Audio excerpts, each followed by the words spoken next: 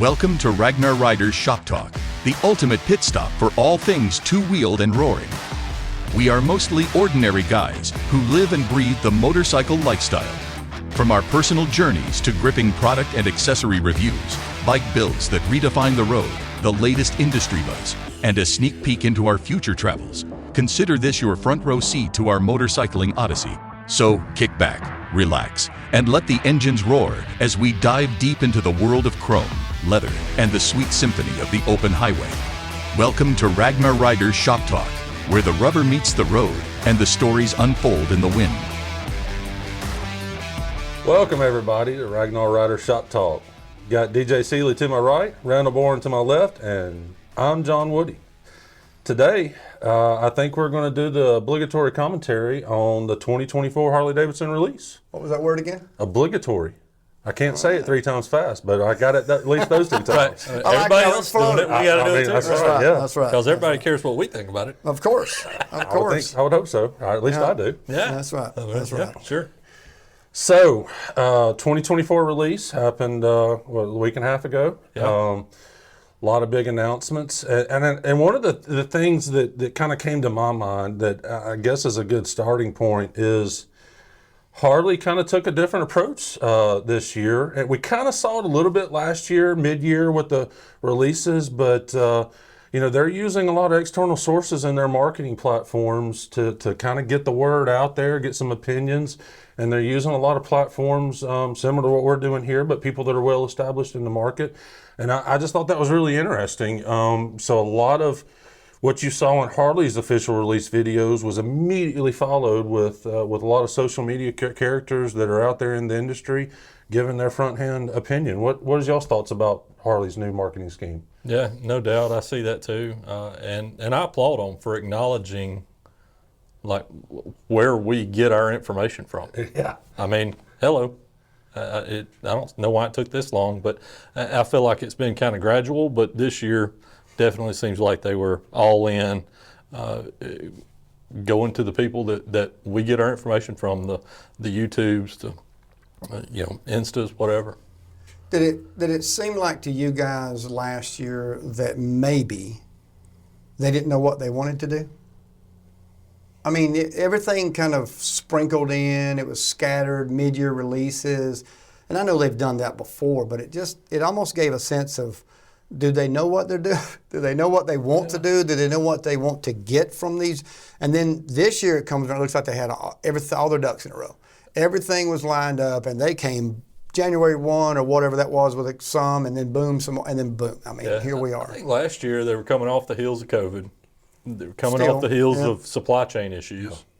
So maybe, could be. Maybe we can give them some. Well, some break and I on think that. they were testing the waters. I mean, they're trying to identify what their marketing identity, who their buyers are, because it's an evolving culture, and what was the best way to reach their market and fulfill the communication needs that each generation has, as well as the products that they're providing and putting out to make sure they're reaching those. And so I think I see what you're saying, but I kind of saw it as, all right, they're using 23 as kind of a test case, see how it works. And I think they saw that some of these social media platforms was highly effective. So you saw that, and over the course of the last 2 weeks, you saw Harley sponsored. I mean, they invited some of the top names out to Las Vegas to do do an introduction presentation, and then actually get some track time in. Well, that's pretty doggone cool. Mm-hmm. Yeah. I agree.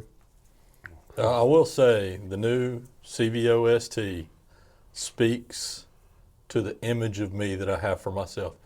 I don't know if it's really the right bike for me, but the image I have for myself, it speaks loud and clear. Is that one of those where this is how you see yourself, but this is how you actually look? Yeah, Is that what I think it's a lot of that. But the image I have for how I ride, Right. that CVO-ST speaks to that. That guy is all over that. That's a heck of a bike. So we're going to jump right to the best bike. I was about to say, we're going to get top dog. We can roll it back, work up to it if you want to. Well, I would say let's stay in the family. So the biggest thing, obviously, across the product line, there was some changes. The standard color changes. Big thing on that discussion is what the standard color is, what the base color is, went to the gray as opposed to the historical vivid black. Right.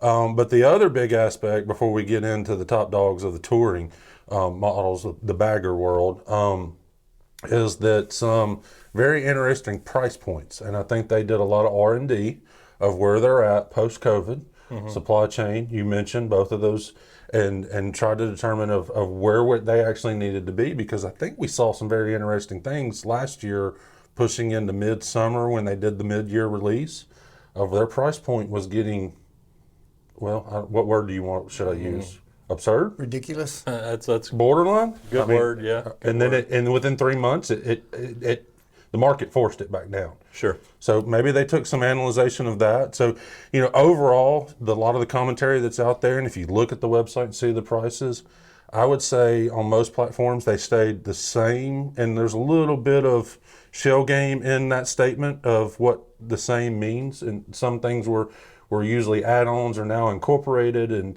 but in some situations we saw up to $2,000 price drops on some of the models. We I went. don't know that I've ever seen Harley do that. No, and we went to out of the area and a couple of dealerships, and the whiskey neat. It was anywhere from $6,000 to $8,000 higher than the platinum. And where did we go? We went to Georgia. Is that where we went? And came back by one of the dealerships, and they had. I'm trying to remember where we. Yeah, I can't remember where we went, but anyway, they had like 4 whiskey neats sitting there that were $6,000 to $8,000 less than what they were a year ago, Yeah. or 8 months ago. So, like the trucks, like the vehicles, the used market, how it hit, and they were paying ridiculous money for trade-ins on used ones.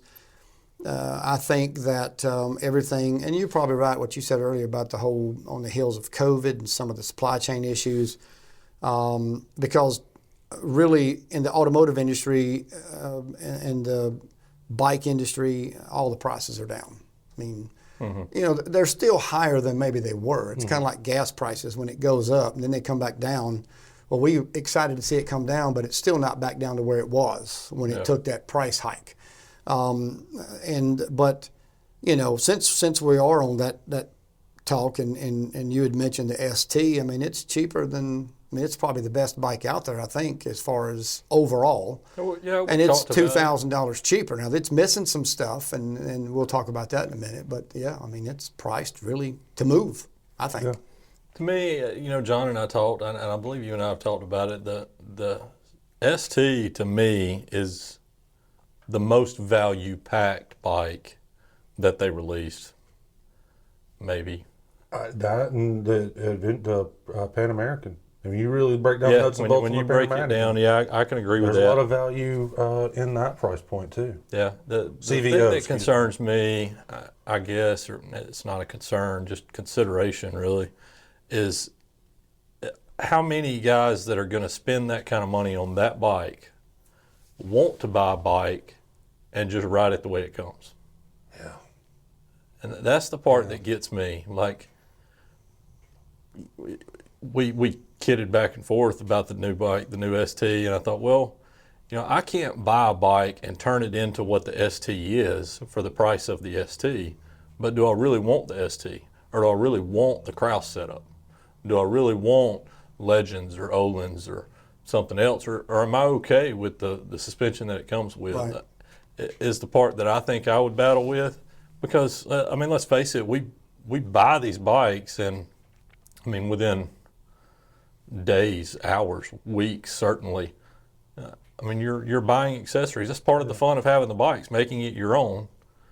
So it's awesome that they're putting this bike out there and they recognize that this is the trend, this is the style, this is what people want. But I don't know if there's that many people that's going to drop that kind of coin and be satisfied with what it is. And then if you start taking those parts off, some of that value goes away, right? Yes, but and I can't remember who I was talking to, but I think there's a couple of key factors in the CVO ST that, all right, you back those out, and let's say you go and do your own build, you do your own suspension, you do all those things. You're probably going to be pretty close up there, right back up to that 16,000. If you just take the new standard, the new Road Glide standard, and and do all that stuff yourself, do some stage 2 work, exhaust everything, swap out your furniture on your bike, and doll it up how you want to, you're going to be approaching that price point gap. But I think there's a couple of, obviously the first thing that comes to mind is you're in a 117 platform as opposed to a 121, which, okay, it's got the HO behind it for high output, but if you do all your build stuff, you could potentially, now I don't know if you can reach 121 horsepower, but I think in theory you can. But so the 121, but the other big thing that I think is a standout on that price point of what's included in that $16,000 increase is the inverted front forks. Yeah. I mean, that's a big undertaking and a big expense, no doubt. Yeah. Yeah. And so if you were just to buy the new standard, that's something that CVO ST has that the others don't. Yeah, I think I think about every podcast we say this 4 or 5 times, but you got to do your due diligence before you drop any cash on these bikes, because what do you want out of it? I mean, are you if you're going to build a bike, and let's just say that, take that number you used, 16,000 from 42,999. So what are we down at 26,000? So I can buy 26,900, I think. Yes, I can buy a brand new one for 26 and build it out, and I've got 16,000 there to spend how I want to do it and get it to where I want it, or I can buy one already done. Is all that exactly what I would have bought? Maybe, maybe not. So I think you've got to figure out. You brought up a valid point, DJ. A lot of the fun in these bikes is buying them and doing the work, getting to choose the brand, getting to choose the cam, getting to choose the shocks, getting the suspension, all this, so that when you get it to wherever that kind of quote unquote final is, you can say, I did that. Whether it's, what anybody else would have or not, and stand back. I'm not saying that if I, bought one that I'd be disappointed. Obviously, if I spent the money, I'd know that I wanted it. But I think you've got to evaluate where that $16,000 goes to. Does it go to one that somebody else built? Or do you want to go to, it depends on if you get the enjoyment out of the build. Some don't. Yeah. Some want it done and get it over with.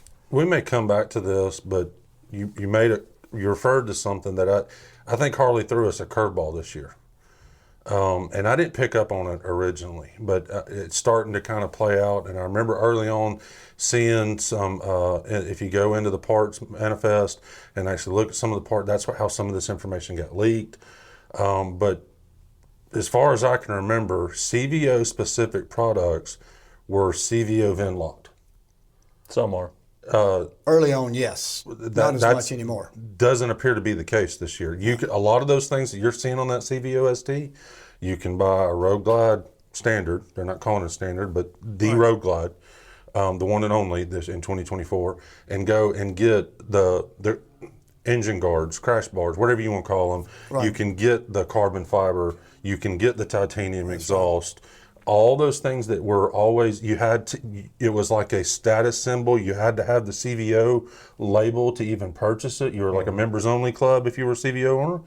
They've unlocked that. And so now not only can you go and get, instead of maybe getting bunking or some other kind of engine guard bars or crash bars, you've got an option to get the actual CVO bars and make your Road Glide look just like the CVO ST. Yeah, well, that's different than what they've always done. They have, and all of the rear taillights on every one of the bikes are the same. I didn't even notice that. Yeah, all CVOs, standard spec, they're all the same. So they have not changed that. I mean, they didn't differentiate between the CVOs. They're all the same. And you guys can answer it for yourself. But here's 3 things that stand out for me on the STs. One is a big factor. Kyle Wyman. And going inside with that, or going inside with that, is the fact that one of the modes is a track mode. So his helping or designing or being involved in that track mode is, to me that stands out. And then the other thing on it is the lack of the VVT. That allows that bike, if you've got 43,000 and you want to do more to it, you can. Because it don't have the VVT. I can cam it up. I can drop all that out of there and put something else bigger and badder in there if I want to. That allows for that. There's a few more things that are currently, but that'll come. Yeah. There's a few more things. Locks don't come on the bags. A couple other things are different. But to me, those three things. Time out. So we've the running joke. Biggest difference between CVO historic has been the paint and the locking bags. Are you just telling me that it doesn't have locking bags? Does not have locking bags. No locking bags. Maybe that's a little inside joke amongst us, but that cracks me up. When I first heard it, I got a chuckle myself. I'm like, so why call it a Randy's not interested. Why call it a CVO? Look, I stumbled across the first one that I bought. I didn't buy it because I knew what a CVO was. It was a nice bike, and I needed a limited style bike. But when I got it, I was hooked.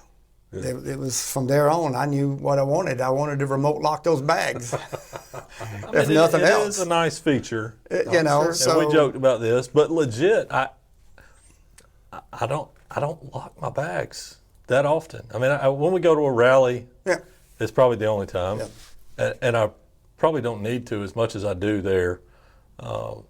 But around home, I don't lock the bags. But it is a nice feature, and I would miss it if it wasn't there, I guess. Maybe. Well, I remember when I bought the first GM, it was Chevrolet. Yeah.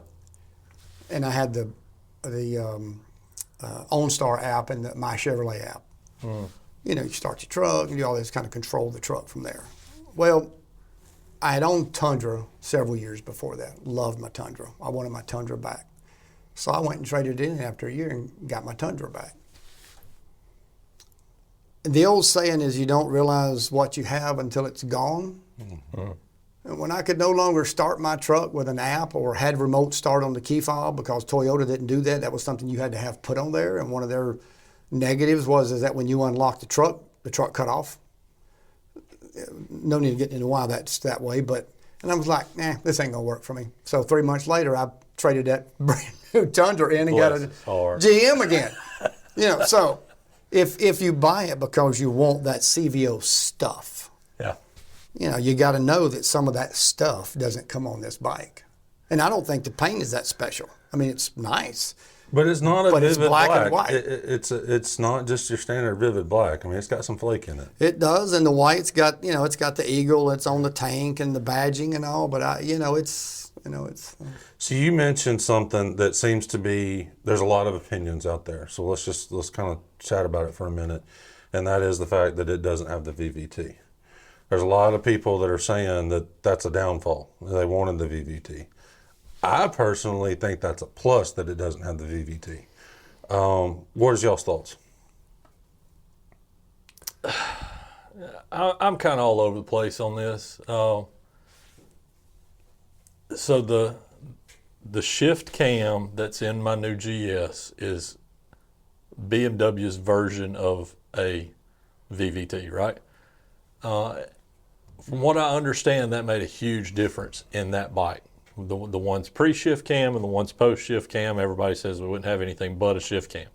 And I think that's where Harley's going to go with that. I think moving forward at some point in time, be due it to just technology or EPA restrictions or whatever, I think it's going to lean more that direction. Same way with the diesel trucks.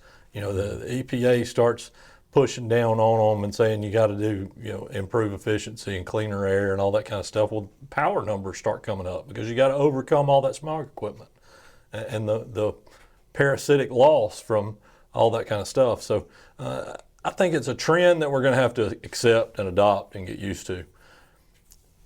I could go either way on that CVO as to whether or not I wanted it or didn't want it. I do think, and Randy and I had a conversation about this, I think the intent for that bike is the guy that wants to just get out and rip.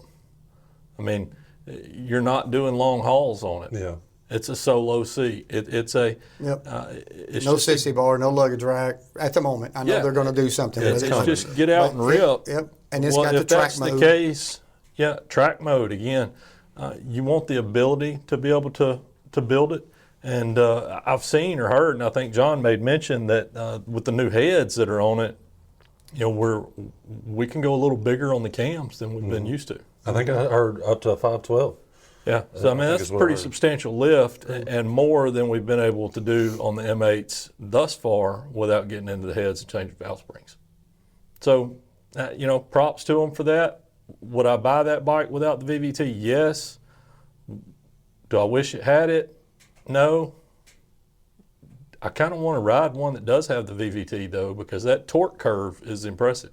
Yeah. The fact that you can roll on it at 2,000 RPMs and have the torque, and you don't have to get up to that 35, 4,000 range to be at full torque, it's pretty sweet.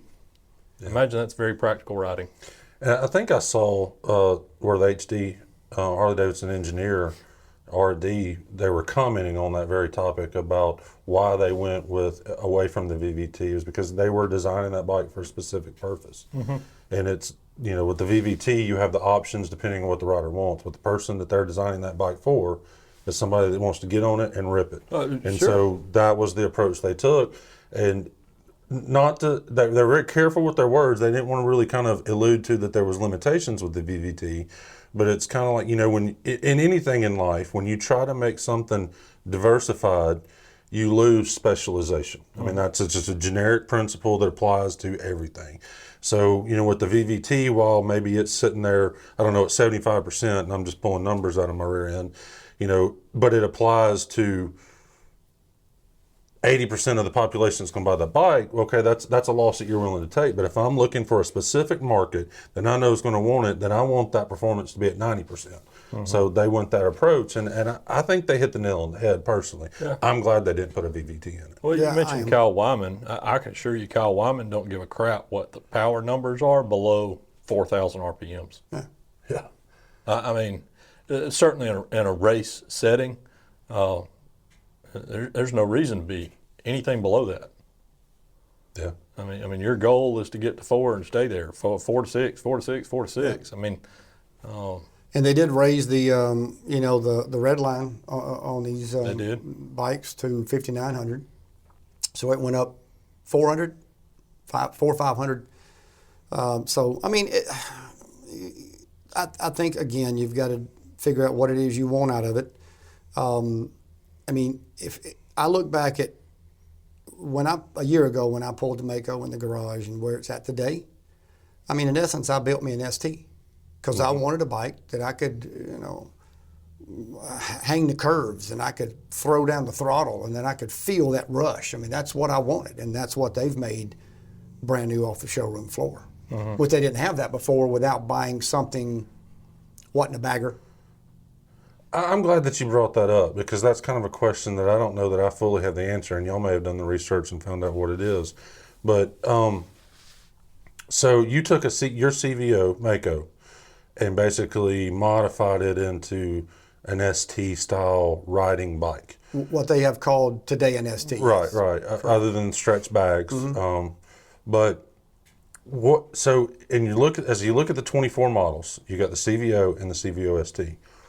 For somebody that wants that luxury with the performance, what do you lose in between those two bikes? Going from the first thing that comes to my mind is the saddlebag speakers. Is there anything else out there that you lose by saying, I want the ST for performance, so I'm not going to get the standard CVO? I mean, do you think you went to an ST though? Well, I mean, in essence of what it may have been or what those were made for, I think in 2019 when that line of road glides came out, yours, mine, and whoever else got that, I'll even go back as far as to say really 17, 18, 19, but we'll say 19 since we own two of them. I think that was an early ST wannabe. I mean, if you look at how it was designed, potentially. Now, there's a lot of things that obviously were not in that bike that they put in this one, but I'm talking about as far as I got to disagree. How I feel like when I get on the road in that thing. But now we've agreed on that. It's different than the Limited. When I get on it, I feel like I want to rip the twisties and hang and do all that kind of stuff. But I mean, isn't that what the ST's for? So my 19, my Road Glide is same as your Road Glide. Right. They're both 19s. They're both stretch bags. They're both lowered suspension. They're both 8 hangers. Right. To me, that's all the things that don't make it an ST. That's kind of what I was thinking. But well, if I'm building an ST, if I want quote unquote, Right. dare I say, performance bagger. I'm jacking it up. I'm chopping the bags. I'm T-barring. I think but all those things yeah. define ST and Canyon Carver. Let's go with a hybrid. Yeah, no, but I think no, I think, but I you think built a hot rod. I think you're bagger. thinking. Well, I think you may be thinking a lot along the lines of, ST being. Yeah, Kyle might have been involved, but he ain't hopping on that bike on the track. But It ain't that good. It ain't that powerful.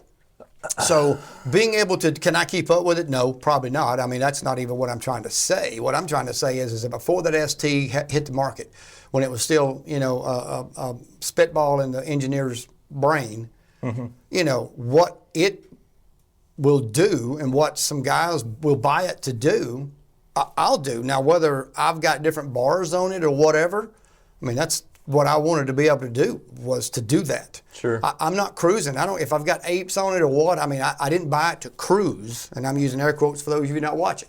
I bought it to rip.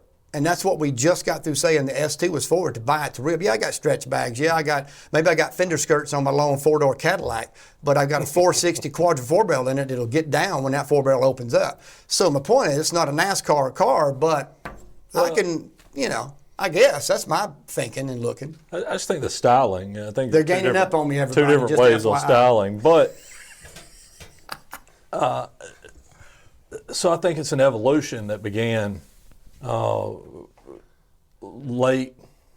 So in the early 2000s, it was the chopper craze, and then we got into the big wheel bagger craze, and a lot of people wrote the baggers off and said, you can't race these things. These aren't. They're whatever they are, right? And Harley said, hold my beer. And Harley said, hold my beer. Right. Kyle Wyman said, hold my beer. And they started King of the Baggers. King of the Baggers takes off, and they're running with the super bikes. I mean, they're Sure. within tenths of seconds from running the same thing that the guys in the Gixxers are running. And I think that's kind of validated Right. what these bikes can do with Given the the opportunity. proper setup. Right. And So- I think that's what's fed into the ST. It started here, and everybody wrote them off, and then we said, okay, let's give it a whirl. Let's give somebody a blank canvas, but say, you got to have a bag. Okay. You can do whatever you want to do with this bike as long as it's got a bag. As long as you got 2 bags hanging As long off. as you got somewhere to put your hat when you get off of it, right? And they go to King of the Baggers, and it kind of takes off. I mean, has it done what they thought it would do? I don't know. I hadn't really seen the projections of that, but it's carried on Right. longer than I kind of anticipated it would. I think it's a driving force in the market right now. Yeah. It exploded. And so with that being said, I ask both of you to chime in on this. Anytime there's a build or a car, truck, iPhone, whatever, I mean, they're working on these, years in advance. How long has that bike been on the engineer's table? How long has that bike been in the market? It didn't just happen last year. How long has this ST in its current form been on the engineer's desks at Harley Davidson saying, this bike right here is coming out pretty soon. We don't know a year, but it's going to look like this. It's going to compare to this. Hey, Kyle, come in here. When did they bring him in? How long has it been? Well, and I'll see, I get to a point, y'all's answers. The ST nomenclature was introduced in 22. Is that right? Was it 22 was the first year they came out with the Road Glide and Street Glide ST? I think it was 22. So you got to figure at least they were starting to have conversations about that announcement a year to 2 years ahead of time. And I would imagine somewhere in that 4-year window is where they saw the response. Because when you really look at it, the ST response, whether it's the Street Glide, the Road Glide, or the Lowrider S, has had a pretty significant response from the market. Okay, what can we do with it next? So I would guess that it's probably somewhere around the 22 mark that the concept of this release CVO-ST was at least on the table to discuss. Okay. I think prior to this year's CVO release of the ST that we knew, the black bike, bronze wheels, Lowrider ST, Road Glide ST, Street Glide ST, that ST, its release was a toe in the water. Yeah. That was just All had the bigger motors because of swallowed up. But bigger motor, a little bit different styling, a little bit different color contrast than we were used to. and people ate it up and they loved it. And now it's well, you know what? That was a hit. Why didn't we do this 5 years ago? So 5 years ago wasn't really the right time for it. Right. I think it hit right when it should have hit. I think that's when the window in the market opened up. People were kind of done with the big wheel backers and ready to move on to something different. That's kind of been I haven't really been this deep into the motorcycle world that long, but you go back and look, and the Dynas had their days. The choppers had their days, the big wheel baggers had their days, and I think that's where we're at. Is the performance bagger now? The next stage or next phase is taking its place at the top. Do you think part of that evolution is the fact that the Dynas were phased out? That now that market's transitioning to this ST, or is it the guys that own the Dynas are now older? That too. I mean, did the Dynas go away, or do the guys get older with the Dynas and they're like, well, because you see a lot of people that have I need a pair of shoes their to change performance into when baggers, I but get then they've here. got their Dyna sitting there too that they've restored. So I don't know what came first, chicken or the egg kind of deal, but there is an evolution process as well as there's an aging process. Yeah. What I would have ridden miles and miles and miles on 15 years ago, I can assure you I'm not doing now. Right. Sure. And I'm sure you're always the same way. I'm sure you wouldn't sit on your Dyna Wide Glide tomorrow and ride it to Daytona, but I probably wouldn't have to ask you many times to log 4, 5, 6 hours on your limited given the opportunity. Yeah, Fair? I'd say that's fair with my current age. Yeah. I mean, Yeah. I think that you gotta have somewhere to put your CPAP, right? That's exactly right. Yeah. Hey, and that's hard to do on Ultra Limited. now after you can I pack out for a weekend trip. Now you can take your trucker hat and just strap it around the reservoir of the shock on the ST back there and let it flap around some. Right. Well, and to your point, I've got the Lowrider S that I kind of purchased as a fun biking for my son, and I've just gone out for afternoon rides, and about an hour or two into it, I'm missing my rider backrest. I ain't gonna lie. So yeah, you become a creature of comfort the older you get, for sure. So, am I missing anything other than the saddlebag speakers on the ST? Is there anything else that you lose? The engine guard is different. Other than the VVT and the locks and the so y'all engine mentioned guard the is different. locks. You've got the racing bagger. I don't know what there's an official name for it. That comes out. It's a straight bar. It comes out. It's not the traditional rounded engine guard. That originated from the stunt days. Yeah, That's correct. That's correct. And it's designed just like the bagger racing baggers put on theirs. But I mean, other than that, no. I mean, it's it looks like, from an appearance perspective, it looks like the rest. The CVOs without the speakers. Because that's an appearance thing, and so is the VVT. You can't really see other than the badging. I mean, if you're going to build a bike and talk about shedding weight, I don't know if getting rid of the speakers was probably a good move. It's probably pretty high on the list, first things to nix, if I had to guess. You can make up the difference. You got the mounts for the remote reservoirs, which eliminated the docking hardware for any kind of accessories. For now. They've already put an announcement out. Yeah, I think April. No doubt that'll get fixed, but currently, that's where it's at.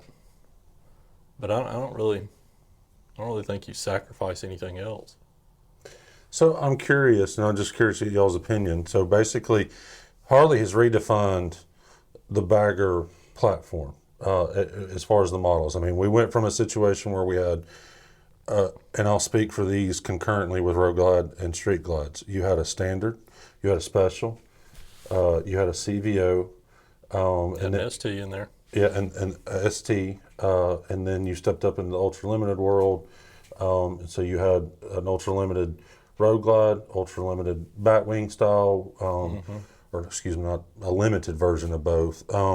And now we found, and then you had the CVO across the two platforms, and you had a CVO with the tour pack as well. So you had, I didn't keep count as I was going through those, but you had multiple platforms in the bagger world.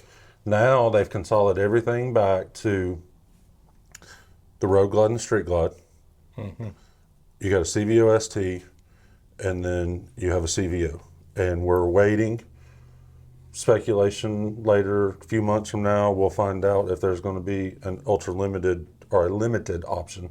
Maybe not just, I shouldn't say ultra, but just a limited option in both Either variants. a CVO limited release Or something. Well, then they released an ultra limited.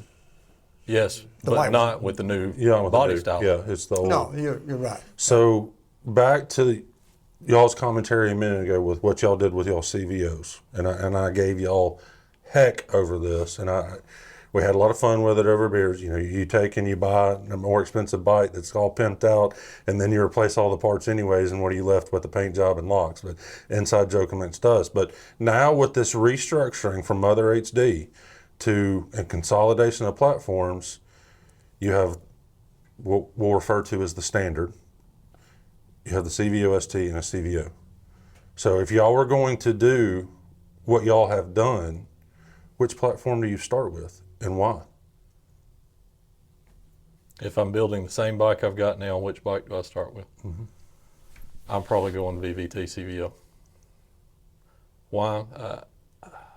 I think that the aftermarket will catch up to the VVT, and there will be some stuff in the,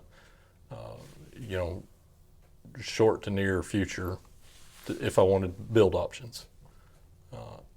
And I like the idea of the VVT now with the torque curve. I like the speakers. I like the power locks. That's where I'm at. And I would, if I wanted to, I'd add a tour pack. Randy? I would probably concur with that. I think that the VVT is going to give, for my style of riding, which is I could hit the road and do 3,000 miles this week. So the VVT would be a better, I think, machine for that, rather than one that's been built up in fuel mileage, fuel efficiency, different things of that nature. So I'd probably go the same, I think. Yeah. Now, Could y'all guess which route I would go? What? No, I don't. I think your answer is CVO ST. No, it's not. No? Same? No. You'd go with the VVT? I'd go with the standard. You go with standard. The only thing that I feel like I lose is the inverted forks. Mm-hmm. The rest of everything else, I'm going to want to customize and pick which suspension I want. You got the 117 that's comes standard now in the quote unquote standard.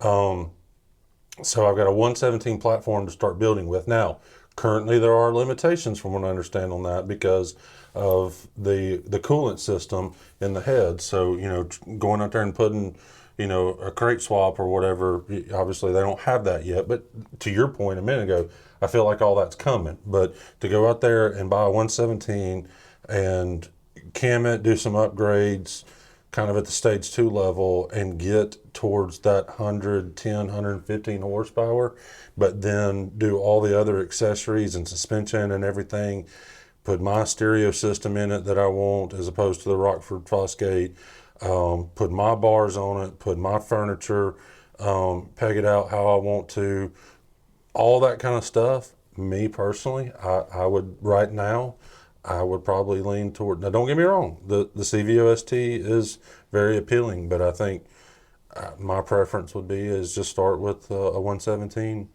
Road Glide. And just to clarify, you did lead that conversation with I've got to get rid of the two baggers that I've got, and I'm only replacing it with one bagger, right? Oh, I didn't realize that connotation was on it. Are we adding to the stable? That was what I was assuming. Now, if I'm just adding to the stable, Okay, my bad. CVO ST 100%. Yeah, adding to the stable. Yeah, if I'm adding to the stable, it's CVO ST, no doubt. Yeah. If I'm replacing my two baggers with Uno bagger, then I'm going with the VVT. Okay. Yeah, that makes more. Well, that would make me the opposite on that. if I'm adding to the stable, I'd want the VVT because I think I've got something that if I want to rip a curve with, I can do it. So if you're not adding to the stable, you're replacing, what do you go with? That's never going to happen, so I'm not going to answer that question. Fair enough. I mean, to be honest with you, probably if I was, I don't know. That'd be a tough one. I mean, because at that point now I'm wanting to tour and rip the curves on the same bike. So let's make a prediction. Will there be an ultra limited, or is the ultra limited a thing of the past? I don't think it's a thing of the past. I think it may look different going forward from some of the stuff Well, that I've clarify. Sorry to interrupt you, No, John. you're fine. Clarify. CVO Ultra Limited or just an Ultra Limited with the new body style? I think an ultra limited in the new body style. I don't think there will be one. That's my prediction. I think Harley's flagship Electra Glide is a thing of the past. I think now, if that's what you want, you're going to buy a Street Glide and you're going to buy a touring package. Hell, it may be a touring subscription for $79.99 a month. It We didn't even will talk allow about you that, to tour. Yeah. We didn't talk about that option. That's my prediction. And I agree with you. That's why I said I think it's going to look different going forward, and it was to exactly the end result that you just said, and I think we're already starting to see some documentation that's foreshadowing that, and that maybe instead of you going and buying the limited now with the 24 platform, you have the option to add a King Tour Pack or a Razor or a Chopped, or you can choose which option you want to accessorize, and you can buy the package or you can do it as an individual. But I'm afraid that you might be onto something with this, and I'm starting to see some. I think they're just getting rid of some SKUs from the motor company. Saying, why have we been doing this? Why have we been releasing a Road Glide, a Street Glide, a Road Glide Limited, a Street Glide Limited, i.e. Ultra Limited? Why have we been doing that? Why don't we just release a Road Glide? We release a Street Glide. We haven't mentioned it before, but they went to 3 inches of suspension travel in the standard models. That was reserved for the limited models in prior years. I think that's my prediction. That's where they're at. And I hate to see it because it has the Ultra Glide has been Harley's flagship for It is. It has been. ever. I don't really have an think it goes opinion well. about it per se because I don't know that I would buy one regardless. But I will say this: they'll do their due diligence, and if they think that more money can be made in piecing it together, that's probably what they'll do. Well, I think the evidence shows that is the case. Yeah, I mean, yeah. And the standards are liquid cooled now. Yeah. You get liquid cooled heads across the board. I guess right. everything's got liquid cooled And it's heads. got the 117. Mm-hmm. That was kind of prior And to. they can do. Sorry to interrupt you again, John. I've done this twice already, You're but fine. they can do that without the lower fairings. Mm-hmm. So that gives lots of options there. So here's the question: if they do come out with a limited, is it going to come with the lower fairings? I think if they do come out with a limited, it will, but I don't think they will. I think But they it's don't gonna have to be- have them anymore. No. So anyway, go ahead. No, other than just the wind protection for the rider That's what- yeah. wanting to purchase the limited platform or electric guide platform. Well, honestly, I kind of forgot where my thought was going with that. that's my bad. That's no, me. you're That's on fine. me. You're fine. The interesting thing that I think is that with the limited platform, because it has been the flagship forever, is that I think they've got to still make it a possibility for the rider. But if you look at 23 and prior, the running joke was, do I get the limited or do I get the Road Glide and add the Tour Pack? Well, it was always cheaper to add the quick detach kit for the purchaser and go ahead and get the limited in the long run versus getting the Street Glide or the Road Glide and adding a King Tour Pack. And then you get into adding the speaker pods because that doesn't come standard. But I mean, all that could have been done. But by the time you did that, you should have just bought a limited and gotten heated grips with it. Well, honestly, the heated grips discussion kind of goes back for me to the clicker thing on the CVO. I mean, for me, next time I'm gonna swap out the bars anyways, and if it doesn't have it, I'm gonna put the heated grips on it. Yeah. I mean, I saw a flyer today with one of our local dealerships that we deal with predominantly. They announced a flyer today that they've got a sale going to where you can when you do your bars, there's some special where you can go ahead and throw heated grips on it. So I mean, that's kind of beyond that. Other than have the decal on the front fender, what is left with a limited platform?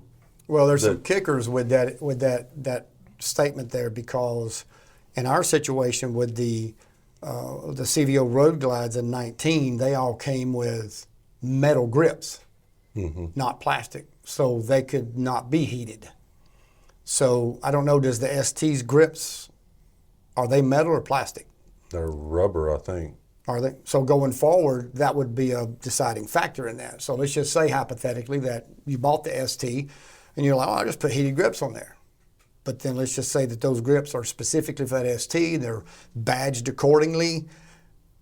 Are you going to take them off to put on heated ones? Because you're going to have to put on something else, another style, another, whatever, to make it happen. I'm not saying it's impossible, but I think those are the things you got to think about. Because to our point, I haven't done it, and I'm not going to do it because that takes away from the CVO part of my road glide. I think the ST, you put some hand guards on it.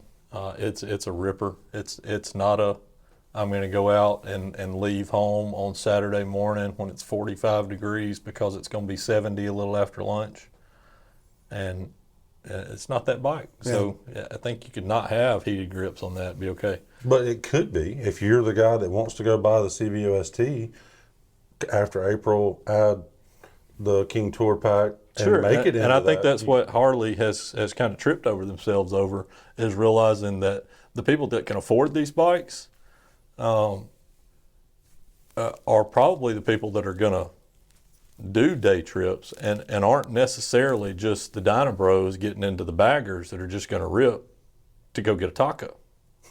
So what you're saying is that, and I mean this kind of in a smart-ass way, but at the same time it's legit, is that if we can afford that, or whomever can afford that, Harley's thinking if they can afford to buy that, they can afford to do whatever they want to it. No, sure. I don't really care. Sure, but they're having to come up with an answer for those people. Right. Those people are posing a question, what do you mean I can't put a tour pack on it? Yeah.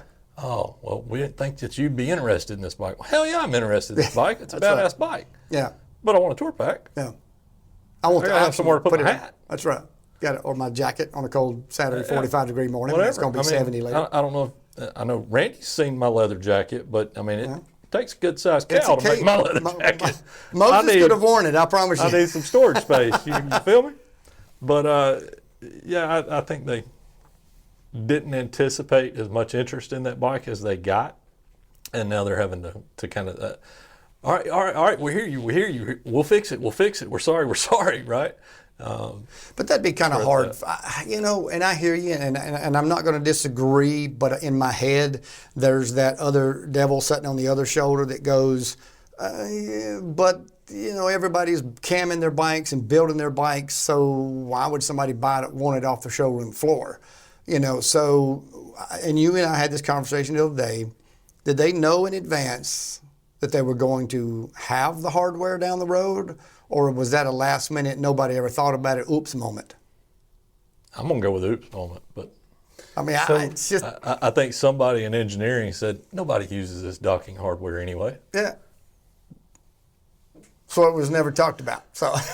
So a thought that I had that I'm curious as to y'all's thoughts on it is that we've kind of seen this a little bit in the environmental restrictions that have been put on Harley Davidson with aftermarket parts, kind of forcing, specifically in certain states, it's got that state's VIN number. You can't do this to it, kind of thing. With the approach, the speculated approach with some of these accessories that we've already discussed, do you think potentially Mother HD is kind of forcing the market back towards Harley Davidson parts?